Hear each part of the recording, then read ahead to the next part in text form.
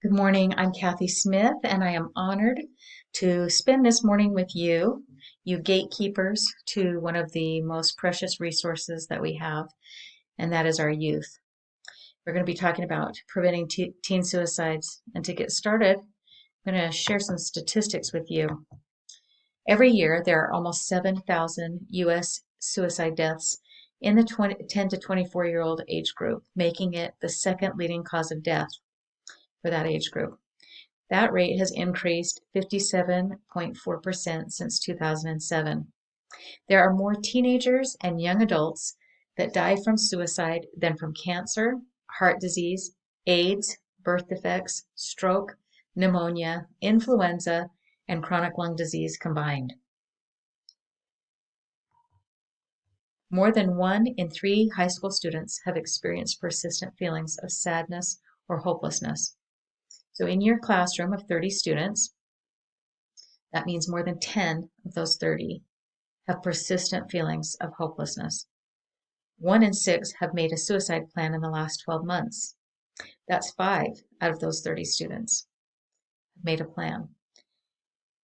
And 4 out of 5 teens who attempt suicide have given clear warning signs before they do. So right about now, hopefully some of you are asking yourselves, well, what can I do? How can I help this situation? I'd like you to watch this brief video and listen for him to give you some ideas what you can do.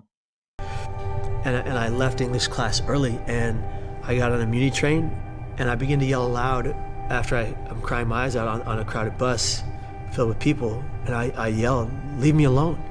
And now, if no one else was, 100 people are looking down the barrel of the bus at me but saying nothing.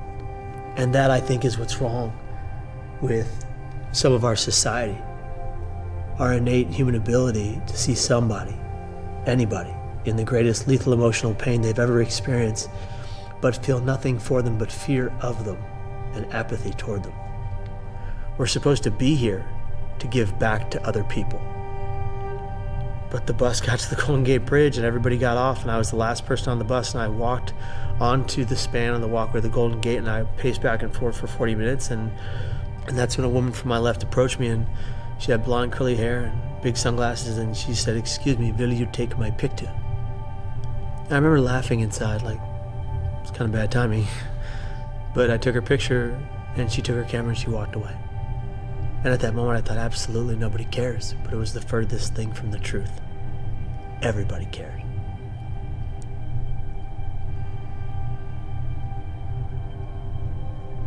I fell 220 feet, 25 stories at 75 miles an hour in 4 seconds. I prayed on the way, "What have I just done? I don't want to die. God, please save me." I hit the water. I go down 70 feet. I swim 70 feet to the surface without the use of my legs, as fast as I've ever swum in my life, in one breath, praying the entire way, "God, please save me. I don't want to die. I made a mistake."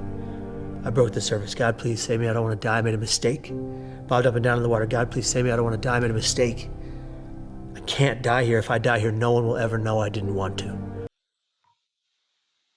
Okay, so hopefully you heard him say something that you can do. One of the best things that you can do is care. When you care, you compassionately observe the teens around you. You become aware of the circumstances in their life and alert to changes. You respond and reach out when you see that they're struggling, and you evaluate if help is needed and take action if so, and empower them by sharing hope in better days ahead. What are the warning signs that you should be compassionately watching for? Personality changes, agitation, which I know you've dealt with teenagers. Agitation and moodiness and anxiety are part of who they are. How do you know? Is that normal behavior? Is that something I should be watching for and be worried about? If it's a change, I'd say yes. You can always ask them. Don't ever be afraid to ask them exactly how they feel.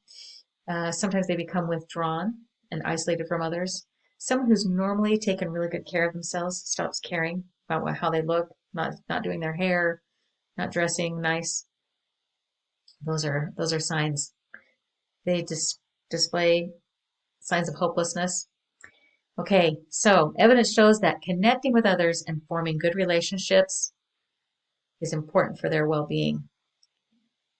Teens, everybody in general, but teens in particular. So they are able to build stronger social connections. They can increase their feelings of happiness and self-worth. Take a moment, think in your curriculum, do you have opportunities that you can foster bonds between your students, helping them feel like they have connections and that they have a network of support? Another thing that you can do in your classroom is everybody stand up. We're going to stand while I go over this next, the benefits of physical exercise. It improves mental health by reducing anxiety, depression, and negative mood, and by improving self-esteem and cognitive function. I was lucky enough to teach a daily class at the high school, so I've dealt with teens. Sometimes, because our class was after lunch, they'd be a little sluggish, slow in the understanding, and I would make them get up and I would make them do jumping jacks. And the best part was I would do it with them, and they actually had fun with it.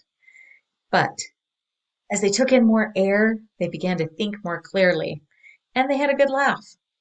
But exercise has also been found to alleviate symptoms such as low self-esteem and social withdrawal.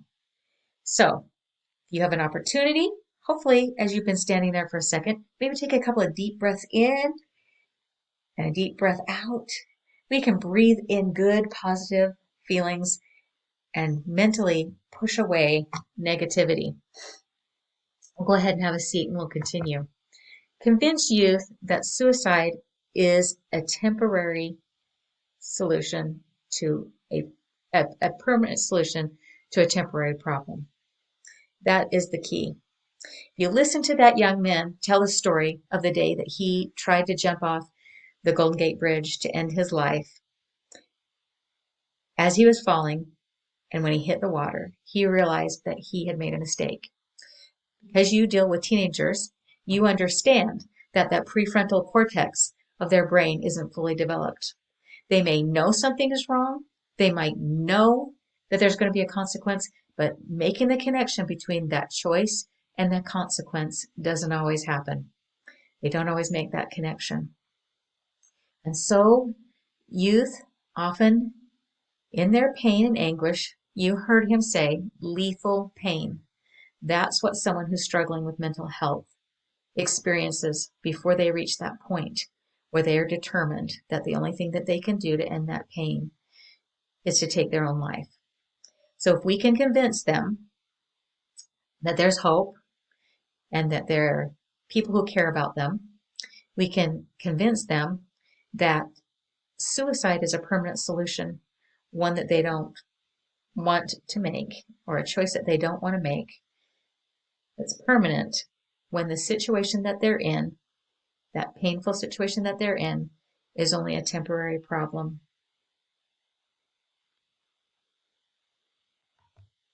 Here is the National Suicide Lifeline number and the text line.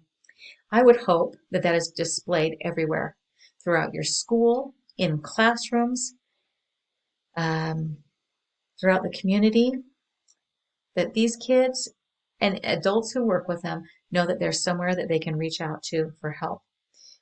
I would hope that you would not only have it posted, but that you would have that number memorized.